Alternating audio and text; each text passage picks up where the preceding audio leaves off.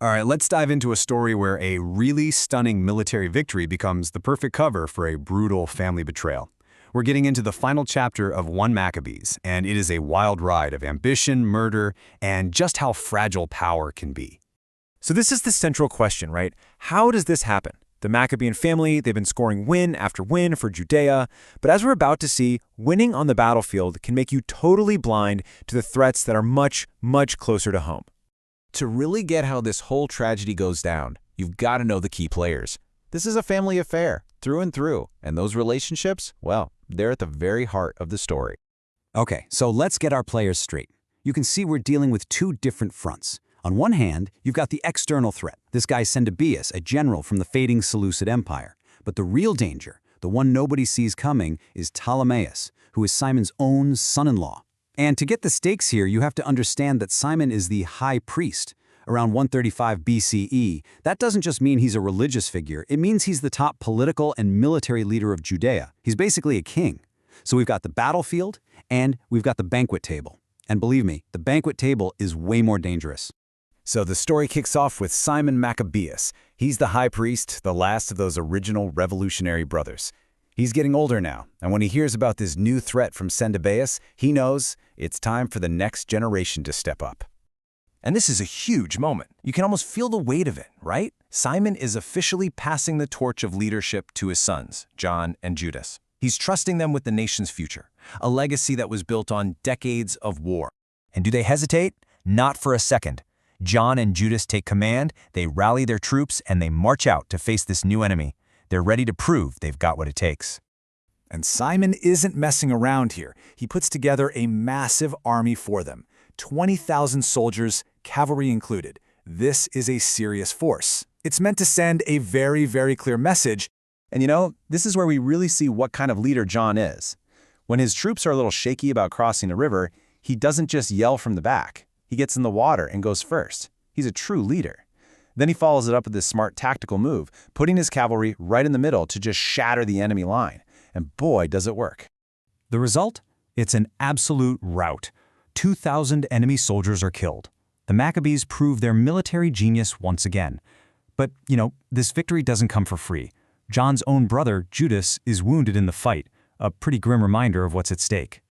But, just as all of Judea is celebrating this amazing win, a much darker threat is quietly taking shape. The enemy isn't at the gate anymore. He's already inside the house, and he's pouring the wine. So, meet our villain, Ptolemy. He's family by marriage, and he's been given a ton of wealth and power as the captain of Jericho. But it's not enough for him. The text says his heart was lifted up, which is a fancy way of saying his ambition just went off the rails. He looks at this powerful dynasty Simon is building, and he doesn't see something to be a part of. He sees something to take. He wants to steal it. Okay, so this is how it all goes down. It's just brutal. In the 177th year, Simon is doing a tour of the country. His son-in-law, Ptolemaeus, invites him and two of his sons, Mattathias and the recently wounded Judas, to this big feast at his fortress. And once they're all relaxed, celebrating, having, as the text says, drunk largely, Ptolemy's assassins, who were hiding the whole time, spring their trap. The source material is just so direct about this. It calls it what it is, a great treachery, repaying good with evil. I mean, think about it. Simon gave this guy everything, power, money, family, and in return, he gets murdered in cold blood. It's just shocking. But Ptolemaeus isn't done, not by a long shot. He's killed the high priest and two of his sons, but there's still one more. John, the victorious general, the guy who just proved himself on the battlefield. For the coup to work, John has to die. So he hatches this two-pronged attack. It's actually pretty smart, in a terrible, evil way. He sends one team of assassins to Gezerah to kill John.